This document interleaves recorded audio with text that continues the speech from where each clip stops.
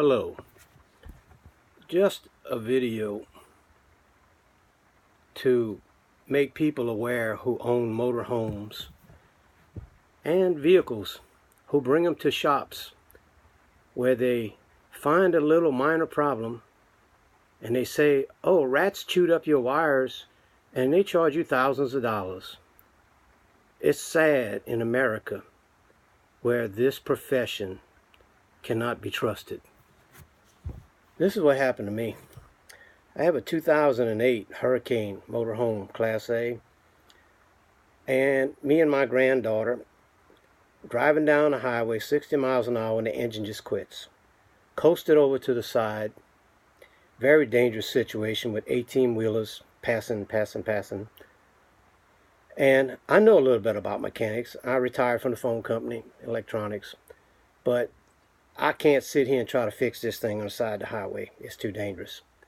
So, what do? You got to call a wrecker, right? And maybe try to find somebody to bring it to. So, called a wrecker. Geico paid for it. Very nice. Brought it to the place I bought it from. Dropped it off. Next day went over there, because this happened late at night. They don't work on motorhome chassis. So now I have to find another person to bring it to. 40 miles from my house. Pay another wrecker $400 or $500. Got to pay this time out of my pocket, I thought. But Geico was nice enough to pay the second time. That's great. So I picked a guy that the Ford place in Hammond referred me to. I'm not going to say the people, but it starts with big. And he had a lot of motorhomes in his lot. Looked like he must work on them. Knows what he's doing. Maybe I can trust this guy. I talked to a couple other people. Decided to leave it with him. He had a wrecker service too, which made it nice. So he was able to go pick it up at Berryland and bring it to his place. And he charged Geico $500 or $600, which he would have charged me $300 or $400. So that's a question mark. I'm kind of, should I trust this guy? Charging Geico that much. I took that personal too. So anyway, he says he don't have time to get to it right away, but that's fine. I was okay with that. I figured a week, he'll have it checked out, at least tell me what's wrong with it. But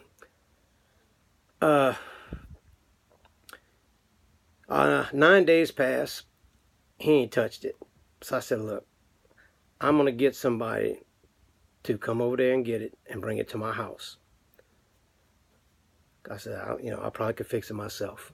I was an electronic technician for 31 years. I always fixed my own cars. Never trusted any shops. I never put a car in a shop my whole life. One time maybe. Corvette I had no choice. But anyway, I hated bringing it to a shop because I know they can't be trusted. I'm sorry. Maybe 9 out of 10 of them. I don't know. I mean, they work on something and they find a blown fuse. You really think they're going to say, here, you owe me 10 cents for a blown fuse? Thank you, sir. No. They're going to claim something else was wrong and charge you $400 or $500. I was afraid this guy was going to charge me thousands of dollars. Because the day I went to go get it and have a wrecker tow it to my house, and I priced another wrecker $350 because I knew he charged too much. He hurried up before I got there and said he checked it with a meter, and there's no power to all your coils, a v10, 10 coils. So, man, it could be rats done chewed up wires. And I'm thinking, bullshit. First of all, if there's one wire cut, rats don't just cut one wire. Like I said, I was an electronic technician. I fixed shit like this my whole life.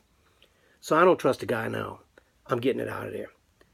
He said, okay, you can have it, no problem. You don't owe me nothing. Well, I was wondering why I don't owe him nothing. Because he did test it. So that's a flag there, So anyway, I had a guy supposed to come get it for $350. And we talked a while, and we talked about nice and some dealers rip you off, Ford dealers wouldn't even work on it. That's sad about Ford. It's a Ford chassis, and they wouldn't even work on it, the Ford dealers. So you got to bring it to these yo-yos with these shops. So he decides, hey, let me see, maybe I can bring it to your house with my wrecker. I said, well, how much you going to charge me? $600. And I sad because my wife had called earlier to ask and didn't tell them who she was, and they quoted her 900, 40 miles to my house, Baton Rouge. So he said, well, how much the other guy gonna charge? I said $350.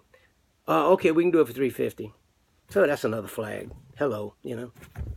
So I'm not trusting this guy. I'm not trusting this shop. It's a family shop. Bad thing about a family shop, they all want to make money. They all got to pay their bills. So yeah, they would tend to, you know, go along with the boss or whatever. Whereas you go to a big dealer, you know, and you work for a big dealer, you don't give a crap how much they charge to fix this car. You the mechanic, you're getting paid your salary. So anyway, that's what's bad about mom and pop businesses. So okay. Anyway, to make a long story short, he towed it to my house. I had it running in 20 minutes. It was a blown fuse. Now anybody could get on the internet, on YouTube, and type in 6.8 V8 engine, no power to the 10 coils. There's a V10, got 10 coils. And he told me that. He said, oh, we put our meter on it. There's no power to the coils. That's going to be a bad problem. Yeah, he would end up charging me $4,000 or $5,000. You know, a bunch of hours fixing what the rats chewed or whatever. 20 minutes. A 10-cent fuse. Fuse number 7 under the hood. Powers the coils. Now, I am so disgusted. I trusted this man. He was so nice and bullshitted me. Oh, we're a family organization. You can trust us. Trust my ass, okay? I'm not going to mention your name or your company, but sad on you. People like you go to hell. And people, if you're out there working for someone like this, you're going too. It's time to be honest in America. I'm a Vietnam veteran. I'm very proud of that. And I've always been honest in my whole life. Mama taught me right from wrong. And I got an ass whipping if I did something wrong. And I didn't lie. I told the truth and got my ass whipping and got it over with. And it's a shame that people are raising kids nowadays. No honor, no respect. Just like these NFL players. That's disgusting. Don't stand for the flag. But anyway, next time this happens to you, break down on the highway, here's some advice. First of all, if you can tow it to a Ford dealer or Chevy dealer, maybe you can trust them. Mom and pop, forget about it. Have it towed to your house. And also find out there are people called mobile mechanics. And I had one lined up if I couldn't fix it. And he would come over, $80 an hour. Get it back to your house. Get it to a storage facility where you can just go check fuses or do the little things yourself if you're kind of mechanically inclined. Because that is sad. When they tell me it could cost thousands of dollars and we're going to have it another 2 or 3 weeks or longer. And that man had to know. And that technician, when he plugged in his test set at their place, he saw there was no power on the coils. Guess what that tells you? Check fuse number 7. Why didn't they check fuse number 7 and replace it? Say, here, Mr.